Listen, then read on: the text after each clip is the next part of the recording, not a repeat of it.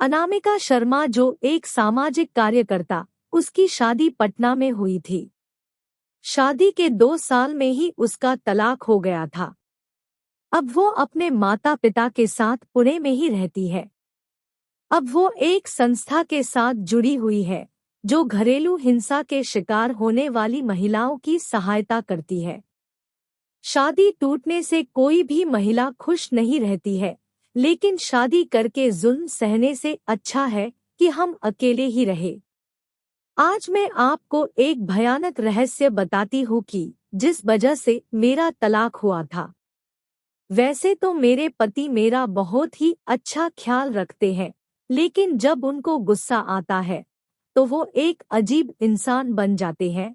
उनकी आवाज़ भी भारी हो जाती है। लेकिन मुझे ऐसा लगता था कि उनके गुस्से की वजह से उनके अंदर ऐसा बदलाव आ जाता है, लेकिन ऐसा बिल्कुल नहीं था। उनके ऐसे भयानक रूप के पीछे की सच्चाई कुछ और ही थी। एक रात को मैं और मेरे पति सो रहे थे। वहीं पे अचानक मुझे महसूस हुआ कि मेरे पति लंबी लंबी सांसें ले रहे थे और नींद में ही बोल रहे थे कि मुझे माफ करो, अब बस करो, अब बस करो, मुझे अब छोड़ दो, जो भी हुआ है उसमें मेरा कुछ भी कसूर नहीं है। यह सब सुनके तो मेरे रोंगटे खड़े हो गए। मैंने तुरंत ही उनको जगा दिया और पूछा कि क्या बात है? आपसे कौन सी भूल हुई है? आप नींद में क्या बोल रहे थे? मेरे पति ने बात को टालने की कोशिश की और कुछ भी बोले बिना ही सो गए। मैंने फिर से वही सवाल किया। उस समय वो गुस्से में आके मुझे एक जोरदार चाटा लगा दिया।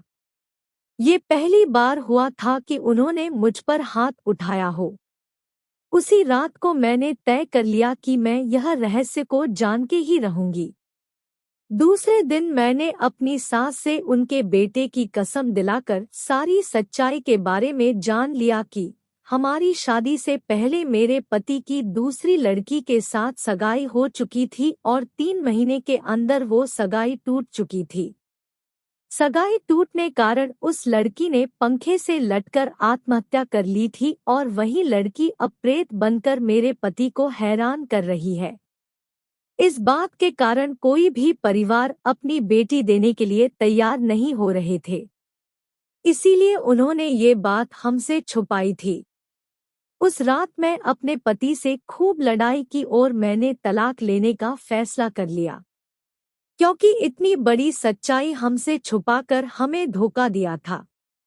एक रात को करीबन रात के 2 बजे मुझे जगाकर बोले कि तुम इस कमरे से बाहर निकल जाओ। उस समय उनकी आंखें खून से लाल हो गई थी और मेरे सामने इस तरीके से देख रहे थे कि मैं कोई पराई व्यक्ति हूँ।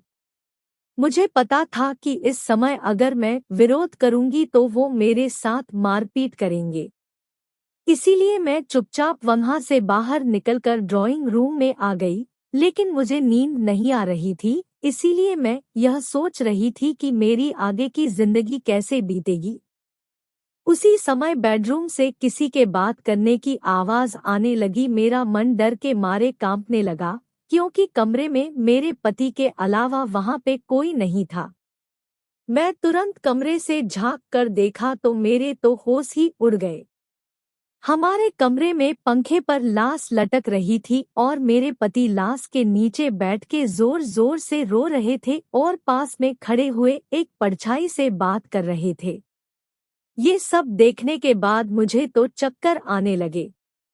मैंने तुरंत ही मेरे सास और ससुर जी को उठाया और बेडरूम का दरवाजा खोलने के लिए कहा। थोड़े ही देर में मेरे पति बेडरूम से बाहर आ गए और अपनी सारी बातों से फिर गए और उस समय कमर में कोई नहीं था। मैं दूसरे ही दिन अपने माता पिता के वहां चली गई और सारी सच्चाई बात दी। मेरे पिता मुझे एक साधु के वहां ले गए। मैंने उनको भी सारी बातें बता दी। तब उन्होंने जो कहा वो एक चौंकाने वाला रहस्य था। उन्होंने मेरे पति की कुंडली देखकर बोला कि जिस लड़की के साथ तुम्हारे पति की सगाई टूट गई वो तुम्हारे पति और घरवालों के त्रास के कारण मर गई थी और तभी से वो लड़की एक प्रेत बनकर उन सब से बदला ले रही है। तभी से उस लड़की की प्रेत आत्मा ने तुम्हारे पति के शरीर, मन और दिमाग पे कब्जा कर रखा है और वो कभी भी अपना बदला लेने के लिए कभी भी हमला कर सकती है। दूसरे ही दिन मैंने तलाक लेने के लिए कागजात तैयार कर लिए। तलाक लेने के बाद मैं उस भयानक वातावरण से बाहर आ गई।